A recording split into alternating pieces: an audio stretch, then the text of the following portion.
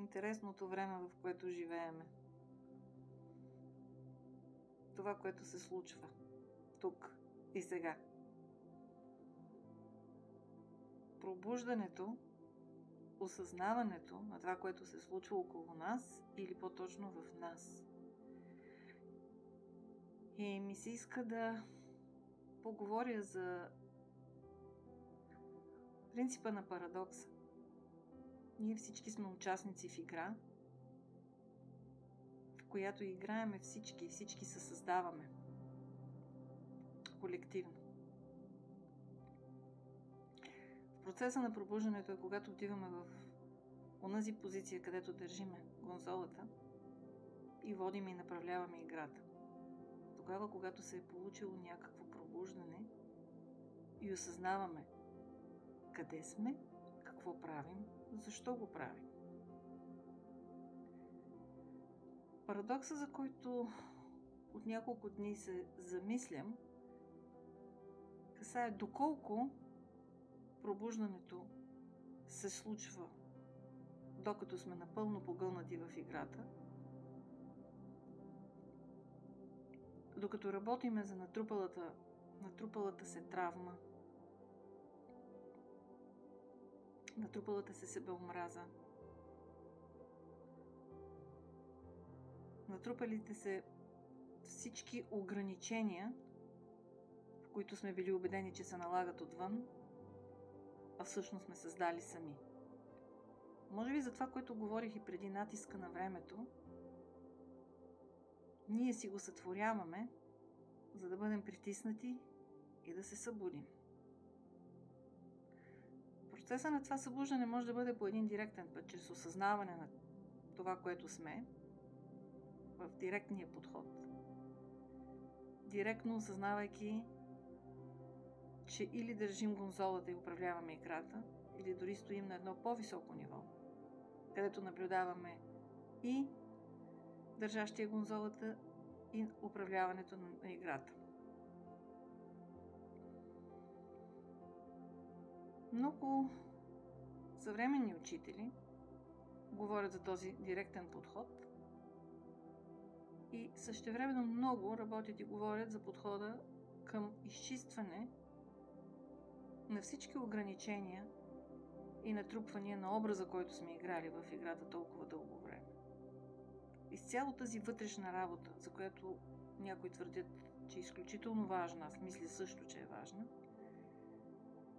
и момента, в който ние можем да отскочим и да бъдем директно в позицията на творец, който твори и държащия конзолата, и разгръщащата се игра. И тук е парадокса. Ролята, която сме изпълнявали хилядолетия, инкарнирайки се в различни физикалности, в различни образи, за да научим, за да осъзнаем нещо. Или просто да преживяваме различни емоции. В тези инкарнации това, което натрупваме, което като знание, от това ниво, доколко е възможно, чрез дълбока вътрешна работа и изчистване на илюзиите, натрупаните илюзии, ние можем да стигнем до същественото пробуждане, до осъзнаването, че всички сме едно. Чрез системна вътрешна работа или чрез директно осъзнаване,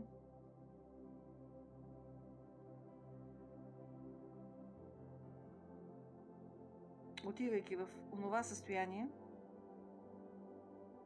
на наблюдение, в състоянието на творението. Аз смятам, че всяка една гледна точка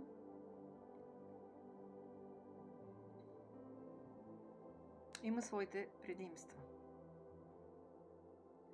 И за това говоря за парадокс, защото в един момент можеш да осъзнаеш ролята, която играеш от една различна равнина и позиция и същевременно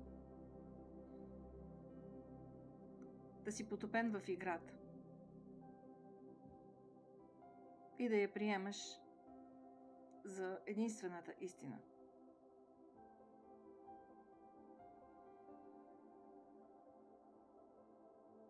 Интересен е този...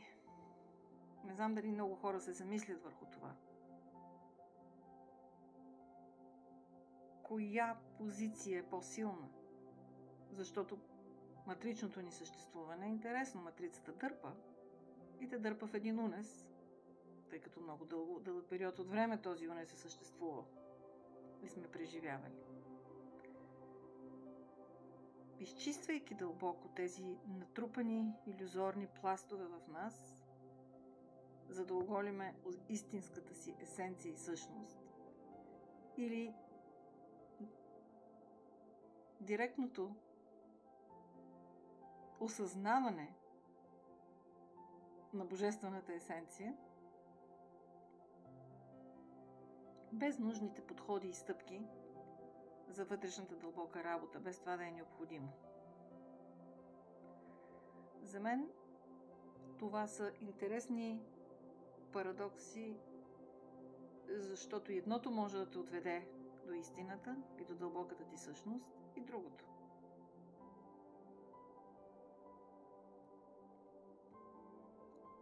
Смятам, че и двата начина могат да те доведат до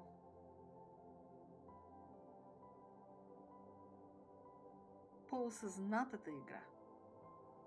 Така или иначе, избрали сме, дошли сме на определена планета в определено време, ако въобще можем да говорим за време, илюзорната концепция за време. Но споделям тези неща, защото може би много хора са се запитали или са стигнали до тези въпроси. Парадокса на това кой съм. Разбирам ли кой съм? Откъде идвам?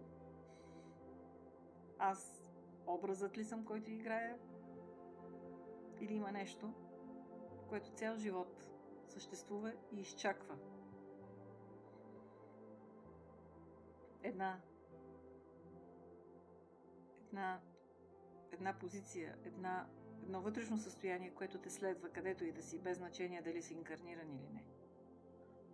Онова божествено състояние, което прави изборите, пътува в Вселената.